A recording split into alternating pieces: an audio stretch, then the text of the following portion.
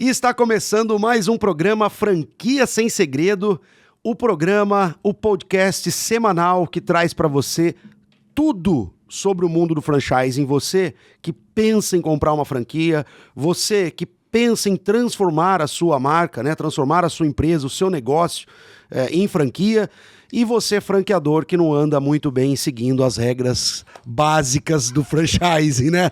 Luiz e Riso, os nossos especialistas aqui. Tem uma turma por aí que faz isso. Tem, bastante. Lembrando que é para você se inscrever no nosso canal, tá? Se inscreve aí no canal nosso, tem lá todos os podcasts, tem os cortes, também muito legal. Esses dias vi um corte que eu até mandei pro Riso, falei, esse ficou muito bom, né? Que foi o do Davi Pinto, ficou maravilhoso aquele corte do Riso. Tem uns que aquele programa rendeu vários. O Riso ainda tá mandando vários aí pra gente. Não, é muito bom, né, Riso? Olha aqui, ia render um agora, o Luiz, que quase que ele falou formatar franquias. Eu já estava só esperando, ele deu uma travada e passou. Deu uma patinada. Gato escaldado, né, Riso? Olha, ia dar um corte que ia ser uma maravilha. Não, aqui não pode fazer piada, não pode fazer careta. Você faz careta, bicho? Vira figurinha. Vira figurinha, eu não faço mais uma careta. Vira figurinha no grupo, cara. E depois vai até pro corte a figurinha. Depois vai a capa. Não, pior é isso. A thumbnail do corte é a figurinha do Luiz. É o melhor. Pessoal, então lembrando, se inscreve no canal, procura a gente no Instagram, tamo lá, TikTok, Instagram, e também, é claro, no Spotify. Você tem acesso aí aos podcasts do Franquia Sem Segredo. E o LinkedIn, né? Porque o Riso... Nossa, o LinkedIn do Riso bomba. Todo dia. Todo dia tem. E o mais legal do LinkedIn, vá para os comentários do LinkedIn. Esses são divertidos. Os comentários são os melhores, né, Riso? É muito bom. É muito bom. Bom, o programa de hoje... Eu diria, vá para a baixaria. Aí a coisa acontece. Bom, o programa de hoje vamos ter a participação dela, a Naira, ex-franqueada Cacau Show, já virou sócia do programa, tá aqui direto, sempre dividindo com a gente. E é a continuação daquele que nunca acabou. E é uma continuação de um programa que você que começou a assistir agora, esse programa, nem continue, volta lá no canal e assiste o programa 76. E o 75 acho que foi o primeiro, porque foram dois, um seguido do outro. O primeiro foi o 73, proposta para resgatar a integridade da franquia, depois 74, aí tem o 76. Então, assim, assistam esses programas para vocês entenderem bem o contexto dessa nova proposta para a integridade no franchise, né, Luiz? Integridade e proposta de melhoria, né? Melhoria, reencaminhamento de alguns temas que poderiam ser muito melhorados, né? Porque não é só falar em integridade, falar em melhoria, falar em ser transparente, essas coisas tudo, e não pôr na prática, né? Então, eu acho que a lei tem que conversar com a prática. Acho que é legal. E quando eu digo a lei tem que conversar com a prática, não é fazer o inverso. Pegar a prática de, sublocar pelo valor maior e colocar na lei. Eu quero dizer o contrário. Sim, perfeito. Muito bem, vamos chamar ela aí, Nara, tudo bem? Ela já tá por aí, né? Boa tarde, Riso, Luiz. Olá, como vai? Sócia. Nara tá sócia do programa já. Precisa mandar uma caneca pra ela. Verdade. Falou super bem. Viu? Você precisa... Eu vou em Piracicaba. Eu vou passar aí buscar minha caneca. Isso, venha. Venha que tem.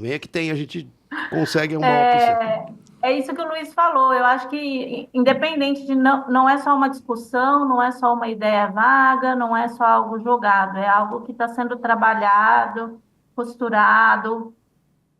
Estamos conversando com várias pessoas desse meio para tentar chegar num projeto e, quem sabe, a gente consiga aí parlamentares para levar adiante de uma forma íntegra. Nosso país anda num momento difícil, mas...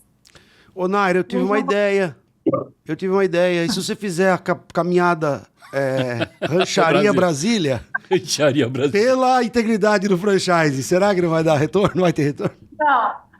Só se for de carro. Eu já fui para Brasília de carro. Para mim já é muita aventura já. Já tá ótimo. Não, eu posso fazer aqui da Austrália a Brasília. E aí eu me encontro com a Naira em Rancharia e a gente vai junto. Uau. Já fiquei Vitinho. Reza cansado pros só de raios, pensar. porque uma chuva daquela em Brasília jamais vista. Nossa. Independente de lado político, gente, é cômico, né? Deus é um cara bacana, um cara que tem um bom humor na vida. Brasília, 160 dias sem chuva. O dia que o cara chega, arrebenta todo mundo. Eu falei, que é isso, Brasil? Mas é o momento que temos, é o país que temos, né? Vamos por ele. Vitinho, põe na tela pra gente, então, o ponto que a gente parou, falando um pouco aí desse documento, né, Naira? E agora a gente entra um pouco nessa parte aí dos objetivos estratégicos. Então eu vou deixar pro Luiz seguir aí os bullet points pra gente entender um pouquinho mais sobre essa proposta. Eu acho bom a gente repassar eles, né? Porque, lembrando, a proposta dela, a gente nos outros programas, para quem não assistiu, mas vai assistir, a proposta dela é a gente veio trabalhando as premissas dos porquês que ela quer, alguns pontos centrais da proposta, para chegar nessa parte dos objetivos estratégicos. Essa questão de apresentar... aqui a gente não está apresentando projeto de lei. Não é? Quando a gente fala uma proposta de alteração da lei, não é um projeto de lei, são ideias que estão sendo levadas e debatidas em centros, como ela colocou, na associação que ela está participando, e essa ideia de trazer ideias. Então, assim, não é um ponto... Eu entendo isso, e acho que ela deixou bem claro. Não é um ponto fechado, não são pontos fechados, estão abertos aí para colocar outras coisas que agreguem, né? Então, Exatamente. objetivos estratégicos. Inclusive, eu olho Fala. sempre os comentários do pessoal aí no podcast, porque disso também saem outras perspectivas. Eu e o Riso, por exemplo, ele quase desconjurou quando eu coloquei a ideia apelidada por ele Franchise Brás, né? Aí esses dias... Desculpe, quase não, totalmente. Até hoje ele tem palpitação. Achei que ele ia ter um infarto, mas enfim, é isso que enriquece, né? Eu acho que projetos de lei, projetos em si, para a melhoria da sociedade, de um grupo tão grande, né, de investidores, tem que ser debatidos à exaustão. E aí a gente entra nesse ponto. Fala, Rito. Fala. O Luiz só queria fazer um comentário que vai ser assunto. Eu e você já tivemos a oportunidade, Naira, foi um material que eu recebi do Estevão dos Estados Unidos, muito interessante, depois eu vou te passar. Que a lógica da lei americana, quer dizer, não é que não existem problemas, ela tem problema que não acaba mais do mesmo jeito aqui. Mas a lógica é informar antes para que as pessoas não se arrependam depois, né? E nós vamos ter a oportunidade de ter um podcast dessa discussão de uma característica importante, que é a quantidade de processos na justiça contra a franquia ou ganham o chamado rebate, uma comissão por fora de produtos que têm que ser obrigatoriamente adquiridos pelos franqueados. E eu achava que não era muito, é muito. E o americano tem um jeito interessante de colocar, ele qualifica assim, franquias que cobram tanto de rebate escondido ou aberto, elas têm uma maior quantidade de... O que ele quer dizer é o seguinte, quanto maior quanto maior o percentual do rebate, maior é a quantidade de processos que eles têm. Eu já vi bastante, e aqui eu tenho também vários casos na associação de pessoas que eram de um nicho, por exemplo, de sorveteria, abriram uma loja da franquia, e daí, em um determinado momento, o ano passado, venderam uma máquina de sorvete que no mercado custa 7 mil por 15 mil para os franqueados. Então, é um rebate considerável. Isso é uma característica no mercado brasileiro de franquia. Assim, é impressionante porque ao longo aí de 40 anos de franchise, não tem uma vez que eu não tenha que discutir com um cliente que são franqueadores que ele não deve fazer isso. E ele não entende por quê. Tem os malandros, né? Mas tem os caras que dizem assim, mas todo mundo faz, né? Então, assim, tem uma lógica no Brasil que é, como todo mundo rouba, eu também posso roubar, né? A gente tem Exatamente. que mudar a lógica, e como todo mundo é honesto, eu tenho que ser honesto, né? Quer dizer, eu tenho que ter um mínimo de transparência. E aí entra também a questão da formação, que a gente vai falar agora na sequência, porque do lado dos franqueadores existe uma formação. Eles saem da mesma escolinha, a escolinha das 3 letrinhas, que tanto fala. Mas vamos lá, Vamos lá. formando. Então, ó, entrando nessa parte dos objetivos estratégicos da proposta, ou seja, a proposta que ela está querendo levar adiante é o primeiro ponto, né? Formar, preparar e instruir o empreendedor brasileiro, garantindo que ele entre no franchising com conhecimento e segurança. Essa parte tem a ver com que a gente falou no outro programa, da questão do suporte da franqueadora, pelo menos é isso que eu entendo na área, você me corrija, do suporte da franqueadora, porque eu não tenho como levar isso para um terceiro. Ou senão ele leva para franchise do braço, né?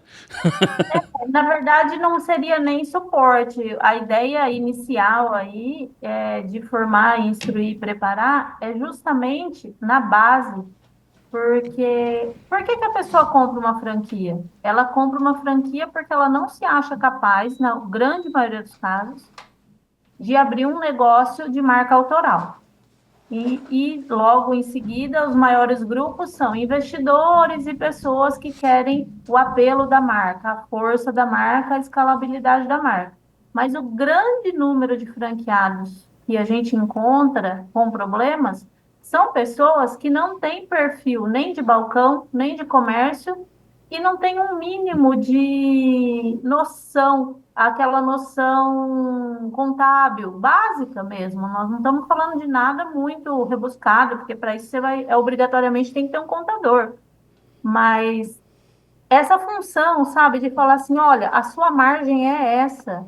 Se você não estiver performando dessa forma, a gente tem que intervir, tem que ver o que vai fazer na sua loja, porque não é possível uma marca fazer um contrato tão amarrado com você que você tem que proteger a marca e ao mesmo tempo ela te empurrar para falência e gira franqueado e gira repasse e gira loja e agora fecha. Agora estamos na época dos fechamentos em massa. Então, é algo que é necessário para que esses franqueados novos que estão entrando agora, que estão sendo trocados, a palavra usada pela diretoria deles foi ventilar, estamos ventilando a rede, ou seja, estão tirando todas as nairas e os risos que estão lá, que reclamam demais. Ventilando a Os rede. inconvenientes. Cara, ventilando a rede não é possível. Galera. Ventilando é um Cara, termo para eu vou tirar um inconveniente e vou pôr outro. Deus do céu. Pessoas com mais de 10 anos na rede que tem loja lucrativa, que não tem histórico de relacionamento com eles não estão renovando o contrato e estão fazendo essas pessoas. Por quê? Porque essa pessoa sabe dos vícios que tem e eles já deixaram claro que não vão mudar. Então, isso é algo que realmente precisa mudar, né? Essa formação. Então, quando eu falo de formação, eu falo de uma formação realmente. Você tem que saber fazer seu preço, você tem que saber fazer o seu DRE, conferir o DRE. Então, Eles te mandam um DRE que não bate e não te ensinam nem o básico. Ah, mas aí a franqueadora não tem que ser mãe do franqueado, eu concordo. Mas a partir do momento que ela pega esse cara lá na rua, porque ele tinha o dinheiro na carteira e pôs para dentro, aí ela tem responsabilidade. mas Naira, deixa eu fazer uma pergunta. Essas duas frases que você acabou de usar, que ele tem que formar, tem que instruir, ensinar o cara a fazer ou interpretar um DRE. Mas na frase seguinte você falou, mas esse cara apresenta um DRE fictício, tipo próximo a um DRE de Nárnia. Você não acha que é um... Se eu colocar essa questão, porque eu não entendi, sendo bem claro, no colo de quem você quer colocar essa questão, né? De formar, preparar, instruir o empreendedor brasileiro. Porque do jeito que você está falando, o problema é educacional. Se o problema é educacional, eu tenho que resolver lá na base. Né? Porque o 1 mais 1 tem que dar 4, isso é um problema que a população em geral aqui desse país tem e é deficiência de educação primária, de base. O problema é mais embaixo.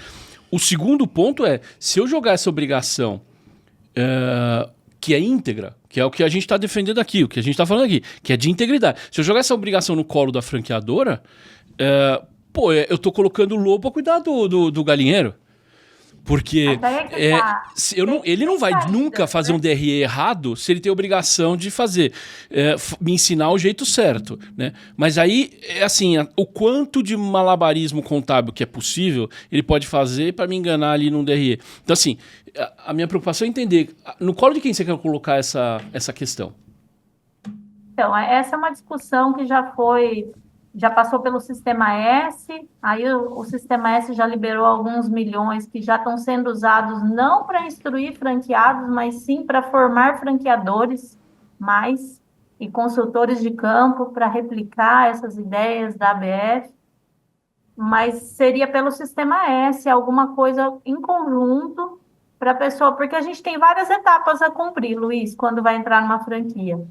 A gente tem que fazer garantia de crédito, estudar contrato, levantar o capital, alocar o capital, aprender tudo sobre a nova empresa, sobre o novo produto, o novo negócio, certo? Uhum. Não. Ter algum tipo de teste online, uma certificação mínima que seja. Eu vou dar um exemplo bancário para vocês. Tá. Eu já fui correspondente do Banco Bradesco, num Oba. outro negócio que eu tinha durante a pandemia. E eu era comerciante, e isso serve para qualquer comerciante de nível médio. Mas dentro do Bradesco tem uma certificação, e todos os bancos, para que aquele correspondente possa receber, pagar boletos e fazer a compensação daquela máquina, daquele dinheiro. Então, não é um bicho de 7 cabeças, mas tem que ser algo sério. Então, para ser algo sério, pode passar pelo Sistema S, pode passar pelo sistema bancário, pode passar por diversas instâncias. Na verdade, o fato em si é que a gente não pode restringir muito ou detalhar muito num projeto desse, porque daí a gente começa a travar a roda. Sim, se amarra. Então, mas quando você fala em Sistema S, S, explica para todo mundo que está ouvindo, e o Riso gosta muito do Sistema S, quando ele se envolve com franquia.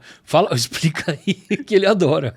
O Sistema S é o sistema Sebrae, SESI, Senai, todos esses que podem, que se utilizam de dinheiro, que são dos tributos que as empresas passam direto para gerar um outro tipo de ganho para a sociedade. Então, é como leis de incentivo, né? O imposto ele não vai direto para o governo, ele passa por um sistema, faz uma produção ali e depois ele retorna para a sociedade de outra forma. Ô, Naira, só para você ter uma ideia. Tem os meios corrompidos também. Ô, Naira, só para você ter uma ideia, eu conheci um franqueador uma vez e batendo papo com ele, e eu falei, cara, como é que você fez, né? Que você criou sua franquia? Como é que foi? Quem que formatou para vocês? Ele falou, cara, eu fiz Sebrae. E uma das coisas que o Sebrae me ensinou é criar produto para vender para franqueado. Então esse é o Sebrae que você tá falando, entendeu? Então assim, será que é o caminho? Mas tem o Sebrae que faz essa parte muito agressiva de captação, negócio, geração de riqueza, mas tem a parte educacional. Agora, se a parte educacional for levada também para essa questão do vamos explorar o pequeno, o empreendedor pequeno, o empreendedor, em detrimento de grandes corporações, ou até mesmo de pequenas redes de franquias, mas que não estejam balizadas. Então, quando a gente fala dessa coisa de formar franqueados, instruir, de forma desconexa do que a gente falou lá em cima, que é ter uma COF depositada e pública em algum lugar, para que não seja um documento que seja alterado conforme a conveniência da parte mais forte do contrato, eu acho que a gente perde um pouco o sentido.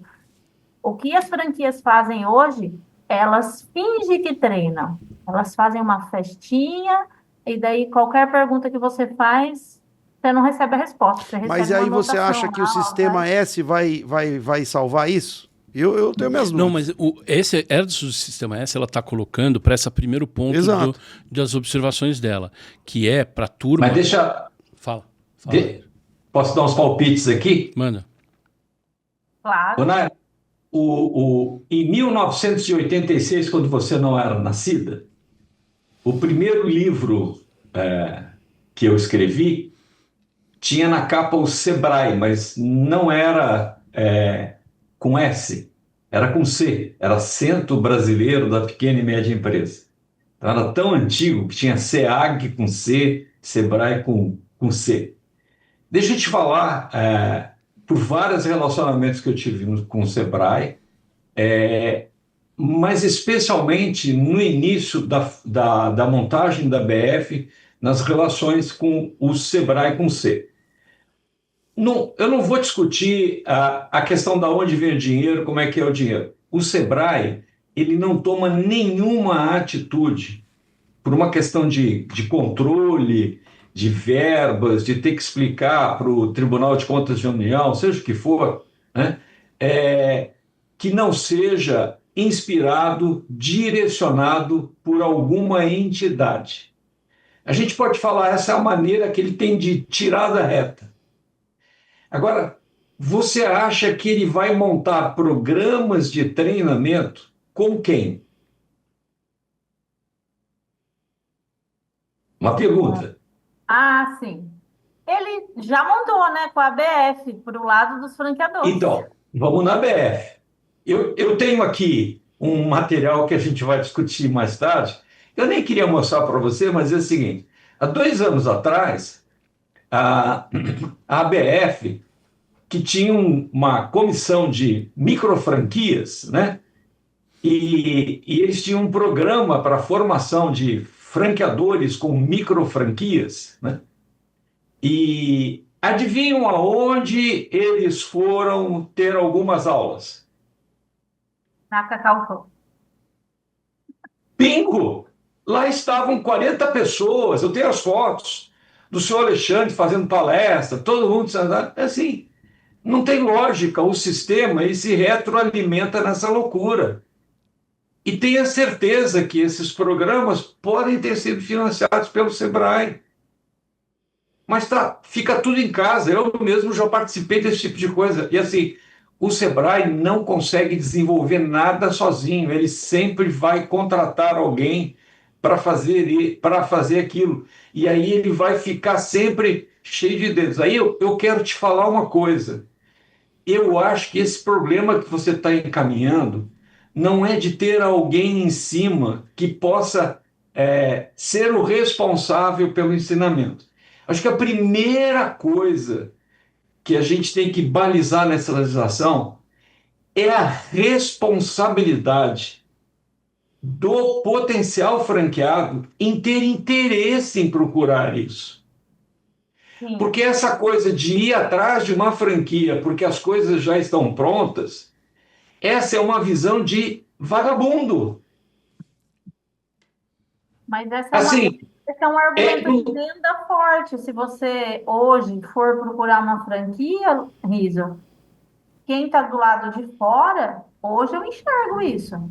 Que é Não, sempre foi, não é agora. Aí eu quero levar o seguinte, eu entendo que uma mudança de legislação tem que ser assim, o franqueador tem que colocar com clareza qual é o programa de treinamento que o franqueado deverá se submeter.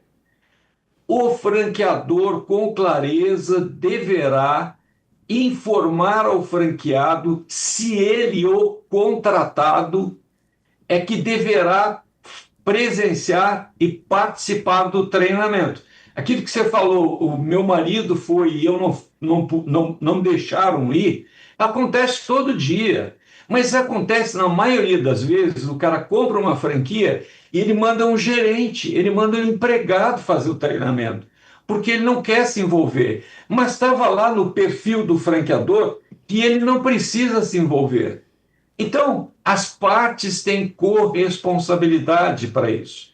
E cada vez mais essa, que eu chamo de vagabundagem, né? Foi motivo de nosso podcast aí, um dos últimos que eu estava fazendo os cortes, que cada vez mais agora se fala das franquias. Desculpe, que você não faz porra nenhuma, que o franqueador faz tudo para você, que a inteligência artificial vai resolver isso tudo. Meu Deus do céu, não tem trabalho, não tem ação de franqueado, não tem franquia. A moto. Tomar dinheiro da população. Parei de falar, falem vocês aí, porque eu já começo a me empolgar. Não, mas uma coisa, só corroborando o que o Rizzo falou, se você abrir o Instagram e começar a olhar franquias, aí vai começar a vir você vai ser impactado por várias delas, que hoje é exatamente isso que o Rizzo falou. A chamada, assim, os 3 primeiros segundos do vídeo não passa nada. Não, você não vai fazer nada, fazemos tudo por você. Tem várias que repetem esse mote, né? Agora, só deixando, pra gente até poder passar pro próximo ponto, uma coisa de reflexão, Naira, porque essa ideia aqui, como eu falei, eu acho que o problema o buraco é lá embaixo, né? De falta de instrução e conhecimento. Mas, juntando com outro ponto que o Rizzo falou agora, na circular de oferta, um outro lugar, além disso que ele falou, geralmente tem num outro lugar uma coisa bastante que as pessoas passam batido, que é o perfil do franqueado buscado. Nesse lugar, quando você for olhar, muitas vezes está escrito isso. Não é necessária experiência anterior. Não programa. Ou seja, é aí que tinha que estar isso aí que a Naira está querendo defender. É aí que na COF tem que estar escrito de uma forma... Porque isso é a coisa que, assim, esse é um dos maiores copy-pastes em circular de oferta. Pega 1 milhão de circular de oferta, você vai ver tudo o mesmo perfil de franqueado. Ou seja, todo mundo busca empreendedor, proativo, blá, blá, blá, blá, blá. É aí que tinha que estar as informações necessárias que a Naira está querendo colocar. Ou seja, tem que ter conhecimento, sim, prévio, mínimo, básico de finanças. Tem que ter conhecimento médio, o mínimo, básico de operações de comércio, de gestão de estoque, de fluxo... De acordo com o que a franquia precisa. Por quê? Porque é aí que tinha que estar e que nenhuma franquia coloca direito. E aí o que acontece? Eu não posso exigir... Luiz, só tinha vários soft skills mesmo, igual você falou. É exatamente isso. Proativo, independente. Esses tópicos é quase um livro de autoajuda. Esses tópicos é quase um livro de autoajuda. Aí você pega essa questão e o cara fala, você não precisa ter experiência. Você lê aquilo, você fala, tá bom, mas se eu quebrar, então você vai ter parte de culpa, porque eu não precisava ter experiência, eu não preciso ter conhecimento do negócio, eu não preciso ter conhecimento empresarial, eu não preciso ter conhecimento do comércio. Você vai me entregar tudo, então. É aí que quando a gente vai pra cima de uma franquia, você cai matando, fala, meu amigo, você falou que eu não precisava nada disso. Agora você tá me cobrando isso, dizendo que a culpa é minha porque o negócio não foi pra frente. Eu não tinha nada disso, como você escreveu. E no treinamento não recebi nada disso. E não recebi isso no treinamento. Ou prova que você me entregou isso aqui num treinamento. Então, esse é um ponto cirúrgico de quando você vai fazer um bom processo. Não a maioria das lambanças que a gente vê por aí de processo judicial de franqueado. Franqueado perde processo com umas bobeiras e não se atenta para essas coisas. Por quê? Porque do outro lado também tem um advogado que não entende lufas de franquia. Sim. Vamos pro próximo. Ponto 2. Desculpa. Vamos pro próximo. Não. Ponto 2. Amadurecer. Por favor. Manda. Por favor. Fala. A franchise Obras não. Por favor. Por favor. Somos dois. Nada de franchise ou braço. Ponto número 2. Amadurecer e evoluir a atual legislação de franquias, adaptando à realidade do mercado e às boas práticas internacionais. Isso é maravilhoso, é olhar para fora, né? Olhar para fora, perfeito. Mas também olhar para dentro, porque, veja, eu preciso entender o que as franquias precisam, não o que as franquias praticam no mercado para jogar para dentro da lei de franquia, que foi o que eu falei no começo da abertura de hoje, que é, por exemplo, o negócio da sublocação. A sublocação foi uma prática que algumas franqueadoras fazem e que jogaram para dentro da lei. E que conflita com a própria lei de franquia, ou seja, tem um dispositivo dentro da lei de franquia que conflita com a lei de locação. E Até onde eu sei que no Brasil essa coisa de lei, você nunca sabe o dia de amanhã. Mas até onde eu sei, uma lei específica vale mais do que uma lei genérica. E a lei específica para locação é a lei de locação, não a lei de franquia. Mas enfiaram uma jabuticaba lá dentro. Mas o que a gente tinha que fazer é o contrário. Pegar práticas boas e estas irem para dentro de uma lei. Não pegar o que uma franquia faz e jogar para dentro da lei. Sim, e eu acho que fazer essa comparação, né, com as franquias internacionais, que nem o Riso cita direto aqui, Estados Unidos, Austrália, enfim. Já fizemos ao vivo aqui a Feira da Austrália. Feira da Austrália. Então, assim, países que estão anos-luz à frente da gente e fazendo boas práticas no mercado, né, Riso? Exatamente, porque se eles conseguem importar essa prática da exploração imobiliária, né, tão bem, por que não importa as outras práticas também, né? As outras práticas de formação, as outras práticas de uma COF pública estruturada, né? Gente, acho que já deu, né? 2026, o Brasil precisa amadurecer nesse ambiente empreendedor, porque é bom frisar que não é uma guerra, não é destruição do franchise, não é isso. O que as pessoas estão se unindo, e eu falo aqui representando, mas é bastante gente já envolvida nessa discussão. É justamente isso, é poder pegar aquela ideia lá de fora de escalar a vida, falar assim, não, eu quero tentar empreender, mas eu quero empreender esperando que a mesma boa-fé que eu estou depositando nesse negócio tenha recíproca, né? Seja depositada em mim. Mas, Naira, deixa eu falar uma coisa para você, baseado nisso que o Luiz falou. Essa é a importância do movimento que você está capitaneando. Essa é a importância do momento que você está provocando. E, assim, é muito forte, você não pode desistir. Mesmo que a gente tenha aqui várias críticas, que eu fico brigando, franchise ao braço ou não. E eu vou te dar só um exemplo. Por que o Luiz está falando isso? Porque agora, há 2 anos atrás, virou um novo marco do franchising, que foi o pessoal da BF, né, que movimentou, e a primeira lei também foi através da gente que montou junto com o deputado Magalhães de Campinas, a primeira lei de franchise. Aí você pergunta assim, que foi a grande pergunta que eu fiz, qual foi a mudança do novo marco do franchise? Assim, nenhum, porque ele só atendeu o interesse específico do McDonald's de trazer para cá a sublocação, que não para cá, né, para o Brasil, na verdade. E eu não vou discordar, porque eu tenho até essa discussão com isso, que eu acho que a sublocação ela vai alimentar os negócios. Mas eu não vou entrar nessa discussão. Mas quem foi que fez a ABF? Baseado em quê? Em um interesse. Mas qual foi a outra grande mudança que teve? Nenhuma. Eles aumentaram apenas de 12 para 24 meses a situação da demonstração dos franqueados que estão operando e que saíram. E aí você fala, mas não tem mais nenhuma? Tem. Todos os advogados obrigaram os seus clientes a fazerem novos contratos para se adequar à nova lei de franchising.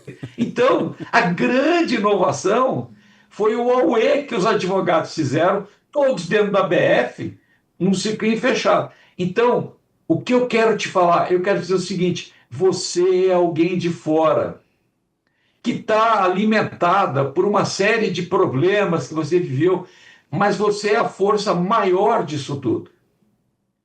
Porque não é lá de dentro, é daquele grupinho. E vou te dar mais uma informação.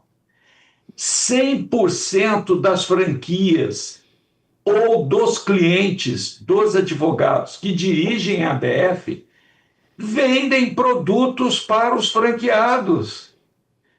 É uma intubação de produto.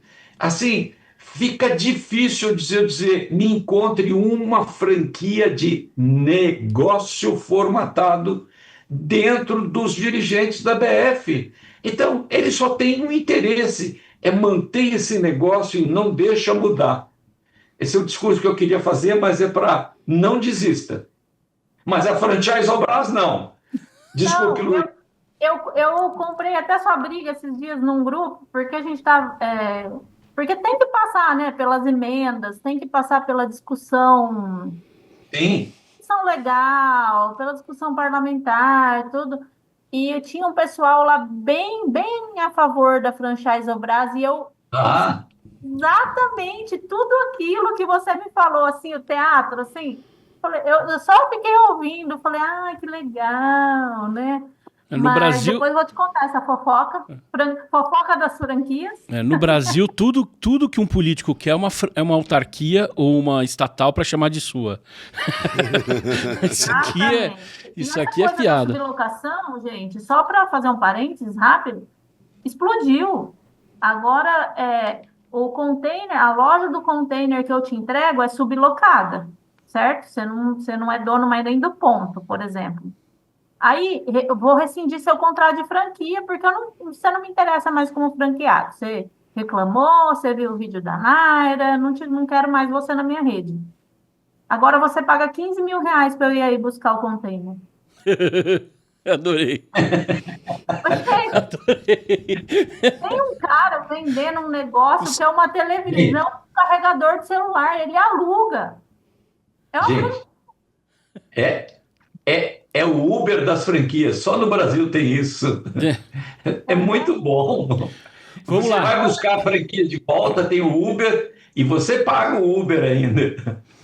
O É uma Vitinho, coisa que precisa mudar mesmo, Riso. Não tem um caminho e eu até agradeço o espaço mais uma vez, tudo que você tem me falado, porque tem enriquecido demais seu conhecimento. E quem sabe a gente consegue deixar aí um legadinho de melhora, né? Sim, sim, nada. Assim, o objetivo não é chegar no objetivo, mas é a caminhada. opa, É a caminhada que você vai construindo as ideias. caminhada da Austrália até Brasília. Isso. Vai lá, Vitinho, põe na Eu vou tela aí, ter- próximo, pô. Esse terceiro ponto, ele está diretamente ligado com o primeiro, né? Com o segundo, que é criar um ambiente mais ético, transparente, próximo ao empreendedorismo nacional. Acho que os dois são bem próximos, né? Aí o que me interessou e que chamou a atenção, e que eu acho que isso tem a ver com a questão ética transparente, mas também com a questão de instruir o empreendedor, que é reduzir, que é o quarto ponto, reduzir a inadimplência tributária e fiscal das redes, né? Eu queria entender agora sim, como que você colocou isso, porque, veja, tá na lei que você tem que pagar imposto, tá na lei a penalidade se o que acontece você não paga imposto. Então, de que forma essa proposta sua, aonde você pretende encaixar essa questão para redução de problemas fiscais, tributários e tudo mais? Porque o problema a gente já sabe. E, de novo, a gente falou aqui no programa, eu acho que anterior, com o Estevão, que a encrenca, na hora que vier o split de pagamento de imposto, isso aqui vai ficar 13. Se hoje franqueados de marca e produto, que é essa crítica maior que a gente faz sempre aqui, hoje franqueados de marca e produto já tem problemas, já tem problema de caixa, de giro, são apertados. Imagina a situação da Naira. Eu vou terminar e aí eu faço a pergunta para ela. Imagina a situação dela pós ela saber que de 20% a 30% do imposto dela não vai nem vir mais para a mão dela. Já na hora que pagar, já vai explitar para o governo. Naira, quanto que você girava caixa para pagar o imposto que você tinha que pagar? Você guardava o imposto ou você girava fluxo de caixa com esse imposto?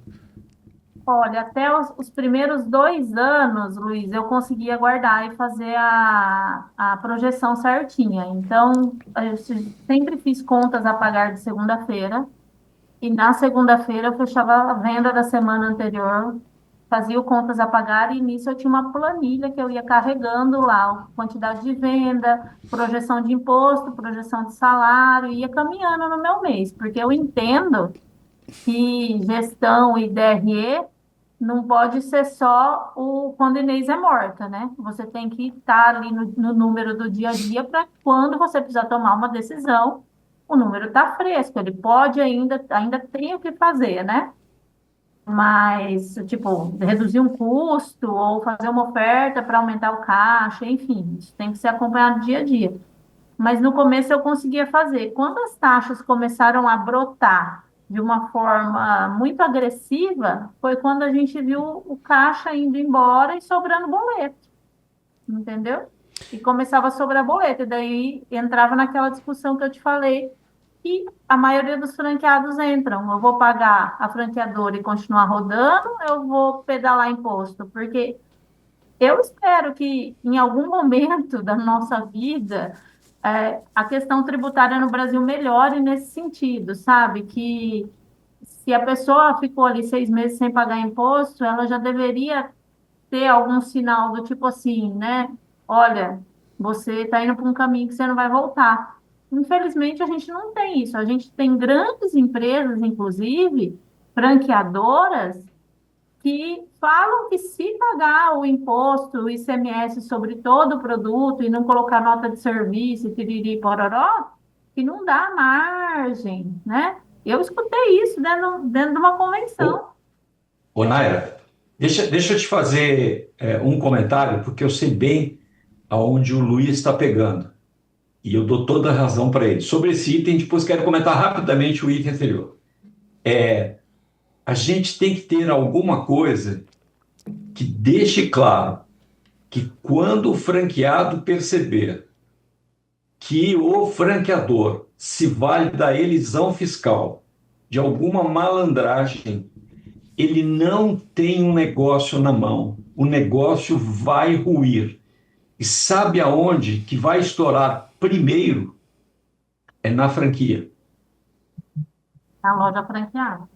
Então, assim, nós não vamos conseguir que franqueadores... Assim, eu posso te dizer que existe uma classe de franqueadores que tem uma postura com relação a isso que é absolutamente fantástico.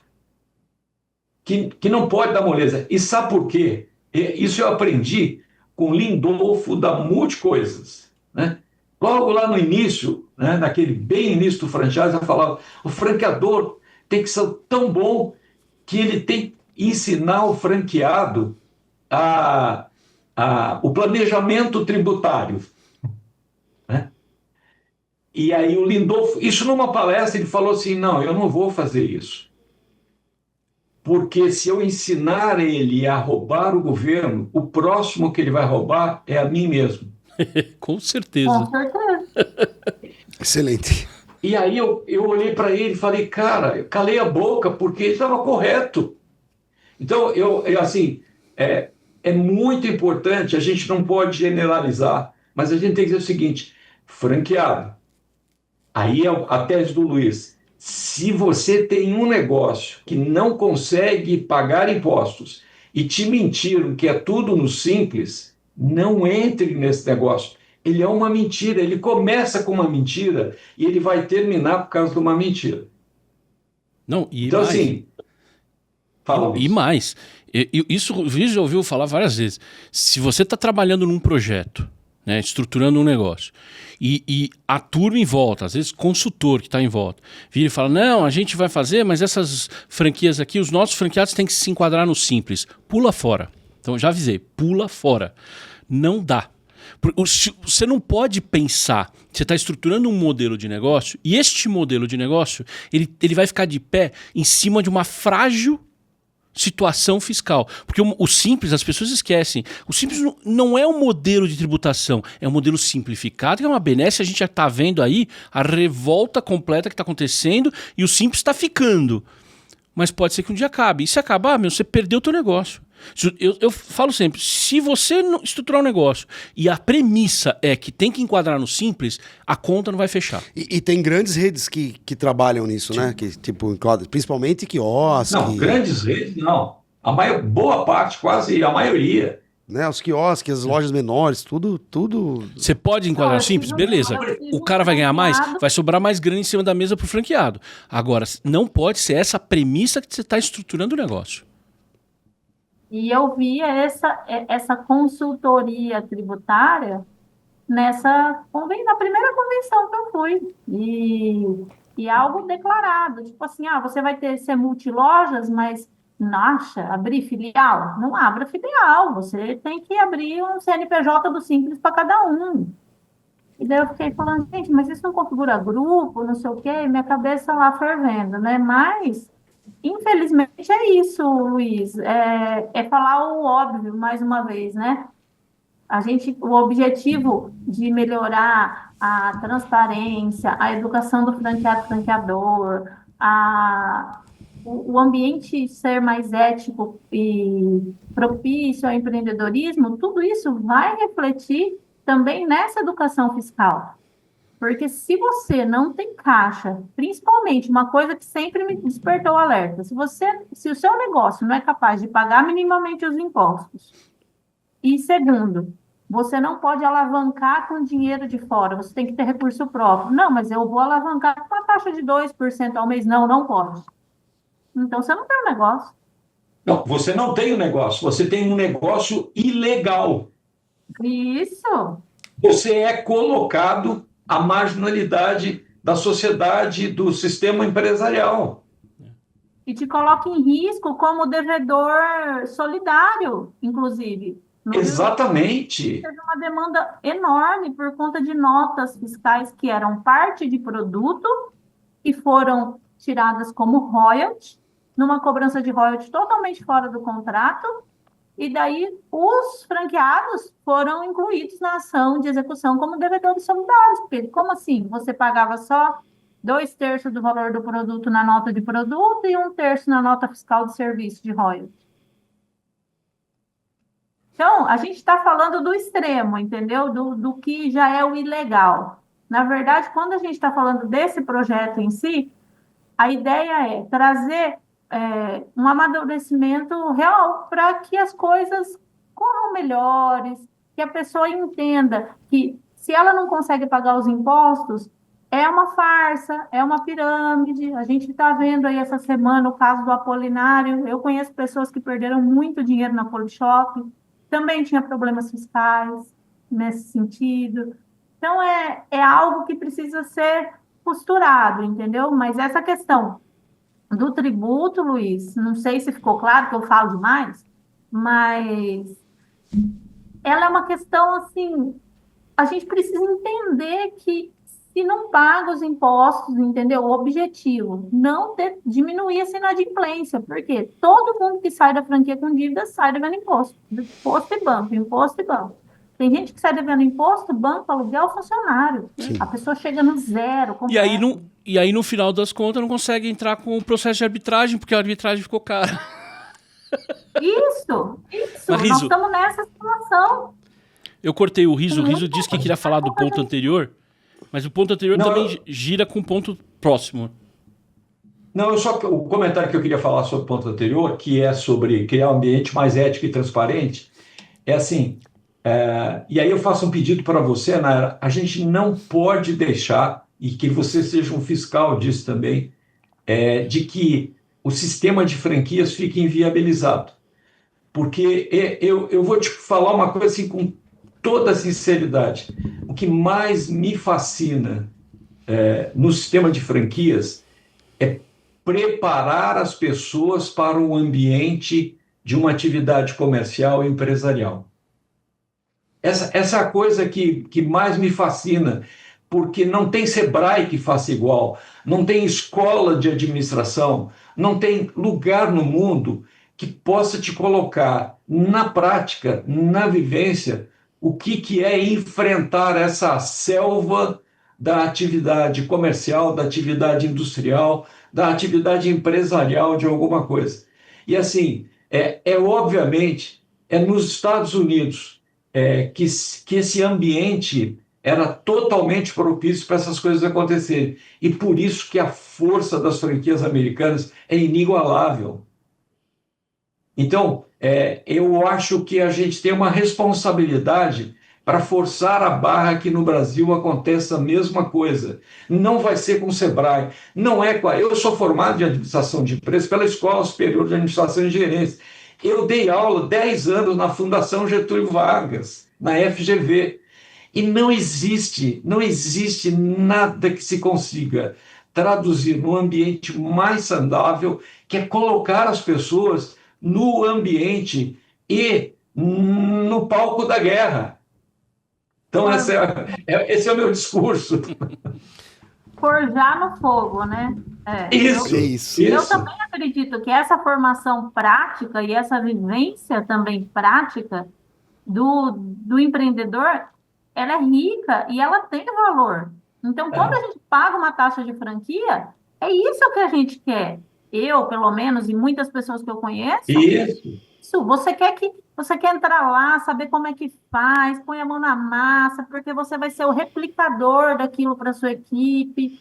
E é um conhecimento que você não vai achar nos modos convencionais. Eu entendo completamente, concordo super com isso. E olha, você botou um outro ponto muito importante, que não é só para o franqueado, é a responsabilidade do franqueado para educar, né? Educar as pessoas no dia a dia, né?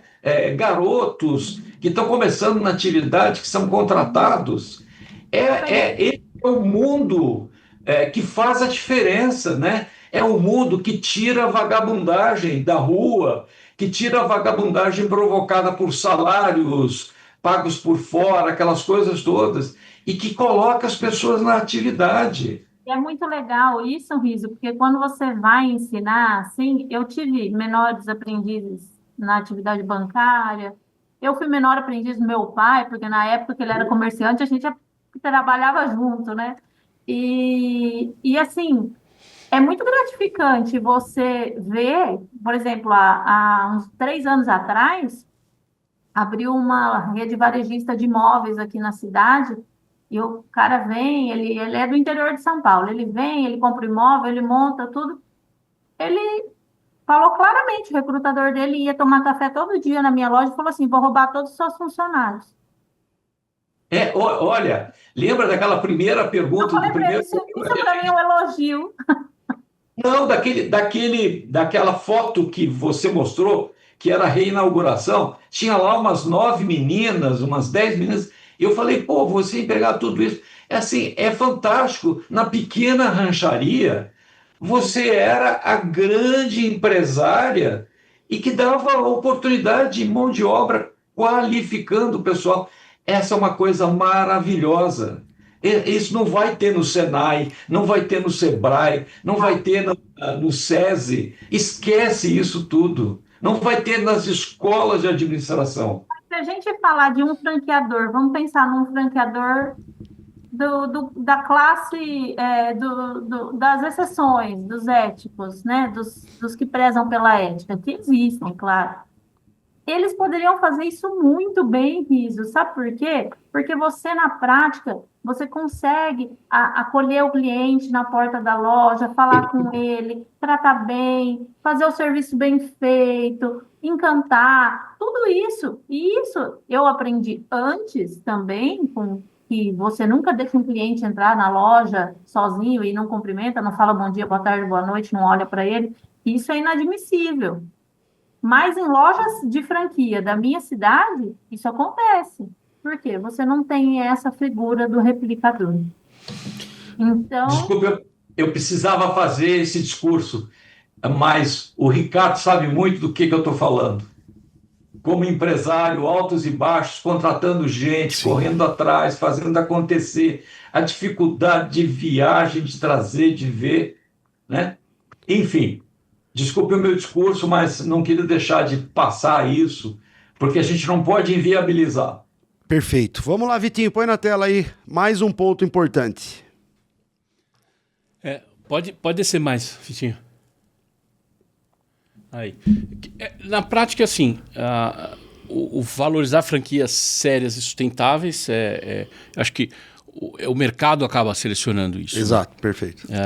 Porque franquias que elas se auto-implodem vão sumindo do mercado. Mas aí eu trago um ponto, Luiz, eu não sei se você concorda, se o Riso também concorda, porque a questão de valorizar franqueador, mas, cara, tem um ponto que quando a marca é mais forte do que o próprio modelo de negócio, fica algo meio complicado, né? Porque você pega, assim, a própria Cacau Show, cara, todo mundo compra chocolate lá, gosta do chocolate de lá, passa a pegar um chocolate lá para dar de presente para alguém.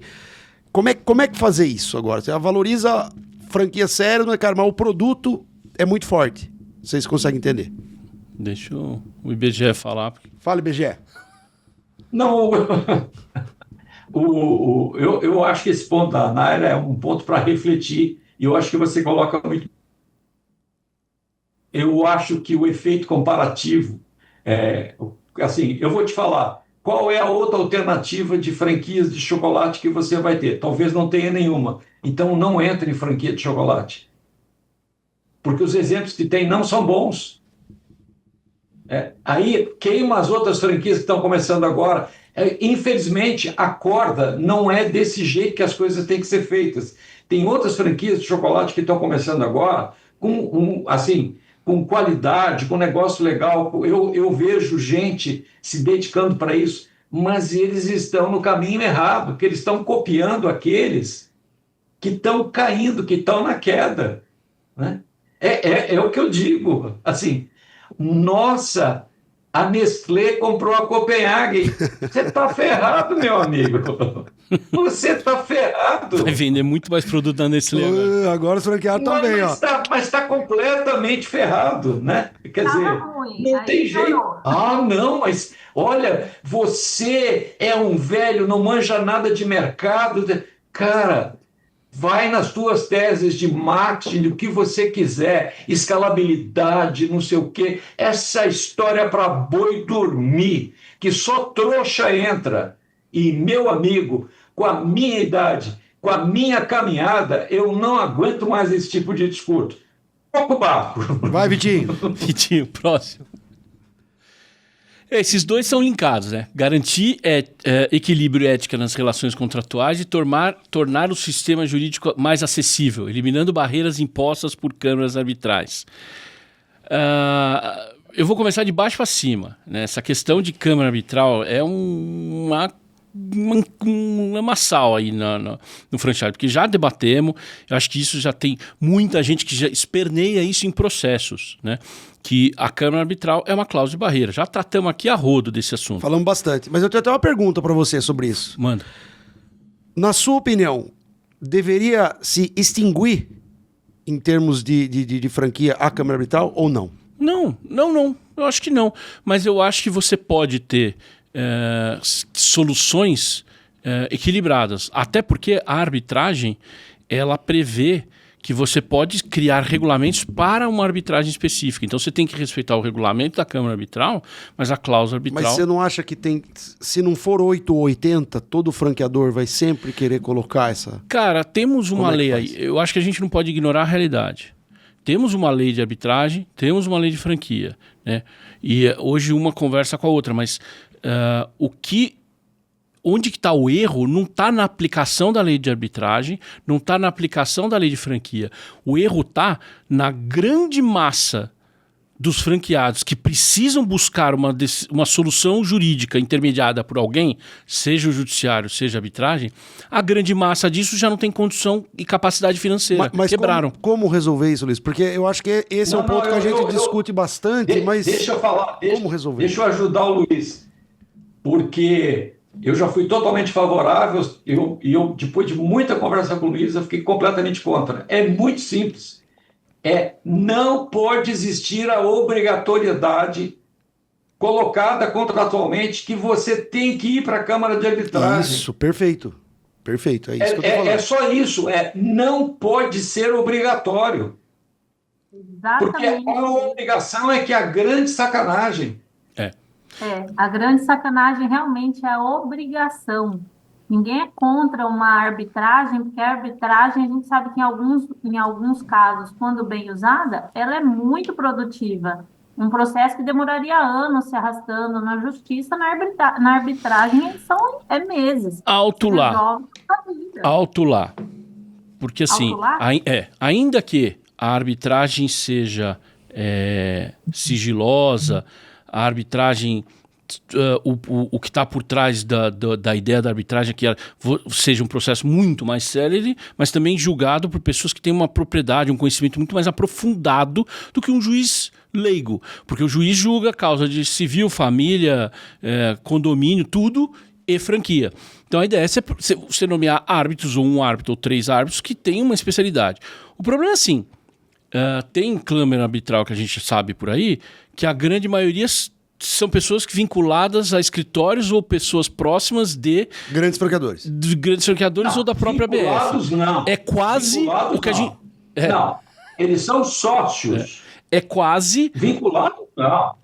São sócios de sangue, porque são irmãos, e são sócios de sociedade mesmo. Para aí. É quase o que a gente está vivendo hoje no STF, né? Você tem juízes e... Isso, é isso. quase. Então, basicamente, o exemplo é isso. Mas tem decisões no sério. Já vem lá de cima, tamo bem pra caramba, né? Paizinho bom, hein? Mas eu já vi muita sentença, cara, laudo arbitral, que deveria ser técnico, não sei o quê, mas você vê puxar uma sardinha danada. Por quê? Porque aí eles vão usar os conceitos de tratar, por exemplo, de tratar os dois em absoluto equilíbrio. Como se o franqueadinho, coitado aqui, fosse igual lá em cima. Aí o cara vai ler o texto técnico da lei. Não, aqui o contrato diz que você foi treinado e você assinou uma cláusula concordando com o treinamento. Então você foi treinado. Então todo Luiz, aquele processo de discovery que você teria no processo judicial ficou complicado. Diga. Luiz, por isso é que eu falo. Não é para proibir a Câmara Arbitral, porque a Câmara Arbitral ela tem uma série de vantagens, ela tem uma série de coisas que são muito legais. Só que as pessoas deturpam, a malandragem deturpa. Então, a minha sugestão é, você tem que colocar na circular de oferta, e não só no contrato, aí estava a malandragem, se você utiliza a Câmara Arbitral. E você é obrigado a explicar por que utiliza a Câmara Arbitral. Então, assim, você tem que explicar antes, falar antes. Aí, meu amigo, é o candidato à franquia que tem que procurar um advogado e dizer, isso aqui é legal ou eu vou me ferrar? Por que eles estão colocando isso? Não resolve, Riso. Eu acho que essa questão da cláusula da não obrigatoriedade é melhor. Porque é o que a gente tava discutindo agora há pouco, cara. O povo não entende. O cara não entende, velho. Ele cai na conversa do vendedor. Não, mas ele tem que manifestar Sabe o que eu tô falando? Quem procura advogado para comprar franquia, cara? O cara vai lá e compra franquia baseado no que ele... Deixa eu só... Já que é pra... Assim, até pra gente não esticar muito tempo... Tá, vamos lá, isso, boa. Uma coisa bem prática, porque a lei de franquia atual, ela fala o seguinte, que os contratos de franquia vão obedecer lá, artigo 7º, vão obedecer algumas condições, não sei o quê, e aí o parágrafo 1º. As partes poderão eleger o juízo arbitral para a solução de controvérsias relacionadas ao contrato de franquia. O que é uma baita e gigante ladainha, porque as partes não negociam esse contrato. Eu acho que uma das coisas aí, Naira, não falamos aqui, mas faz parte dessas suas premissas aqui, e pode ser interessante, é revisitar talvez lá o fundamento da lei de franquia. Porque o contrato ele tem que ser entendido.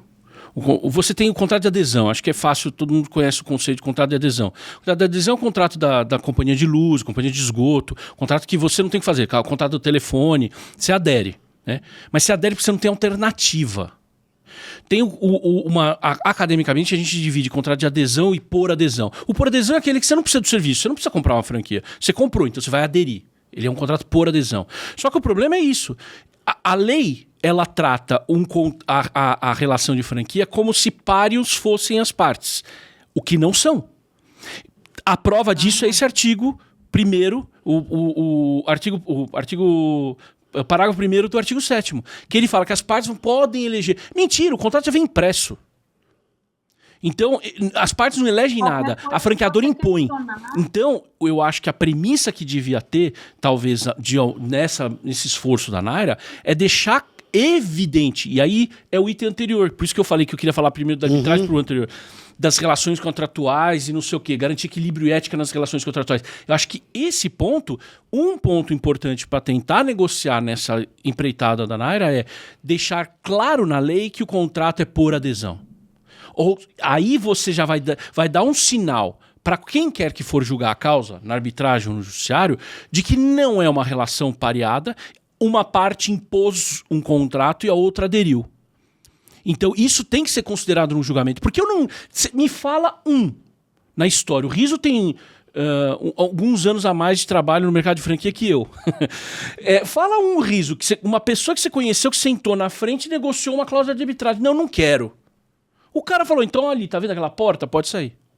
Não tem contrato. Nem contrato e nem distrato. Eu tentei negociar uma cláusula do distrato que dava quitação unilateral, uma cláusula totalmente ilegal, né? Como que você dá quitação unilateral num distrato?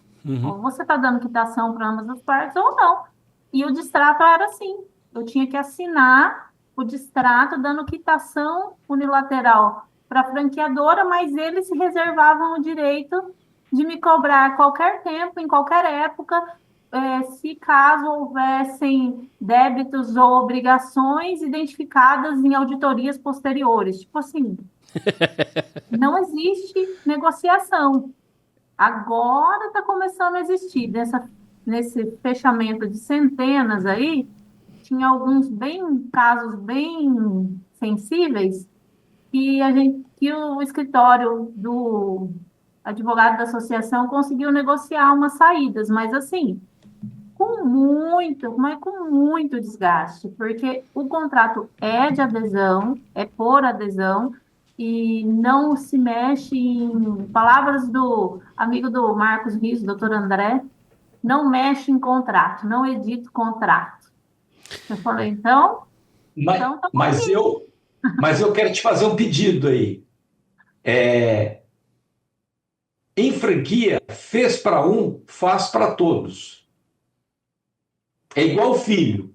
Não dá para você aumentar a mesada de um, se não aumentar de todos. Você vai ter uma crise em casa. Então, o que eu diria?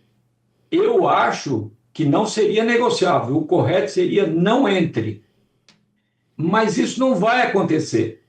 Então, o franqueador aceitou negociar alguma cláusula com um franqueado, ela é estendível para todos. Porque senão você perde a uniformidade. Vai ter um amigo do rei que vai ter uma benesse e vai ter o inimigo do rei que vai se ferrar completamente. Muito bem. Mas a cláusula arbitral, só para encerrar, realmente, o intuito, mais uma vez, é dar chance das pessoas questionarem coisas que são silenciadas e próprias quebras de contrato da própria franqueadora, quando não entrega o produto, não entrega know-how, vende uma taxa de franquia, a pessoa não chega nem a abrir, e daí fala, você o prazo, tchau. Vai lá na Câmara Arbitral. Então, Mas, Naira, assim já. Eu vou te contar uma fofoca aqui, a fofoca do franchising. Não sei se a gente caiu. Assim, eu estava na BF nessa época. Foi uma coisa recente, sei lá, uns 15 anos atrás. A cláusula arbitral foi porque ela é tão cara, custa tão caro, que nenhum franqueado vai conseguir seguir. Isso foi feito desse jeito. Falaram, não, assim, todos os franqueadores eram recomendados. Não coloca aí, porque você nunca vai ter reclamação. É tão caro que eles não vão aguentar. Não vão aderir, né? Isso. Então, mas está mudando. E eu consigo te dizer as pessoas que fizeram isso. Não aqui no ar agora, mas depois eu digo. Maravilha. Riso, Naira, nosso horário, mais uma vez, é claro, quando a Naira tá aqui, estoura, porque a gente tem muita coisa legal para falar, mas eu acho que a gente aí nos 3 programas conseguiu destrinchar um pouco sobre essa proposta, né? E a proposta aberta, né?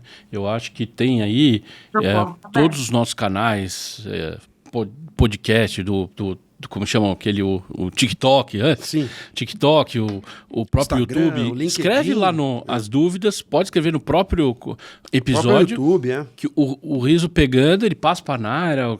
Eu acho que bota em contato. A Naira também tem os perfis das redes dela que a gente já divulgou aqui. Eu me coloco à disposição também, mas o Riso também me manda muita coisa e é uma proposta, é uma discussão da sociedade e de quem está nesse nicho de franquias, e a gente precisa, se alguém quiser somar e trazer novas ideias, novas perspectivas, com certeza, é um enriquecedor completamente à disposição. Riso, suas considerações.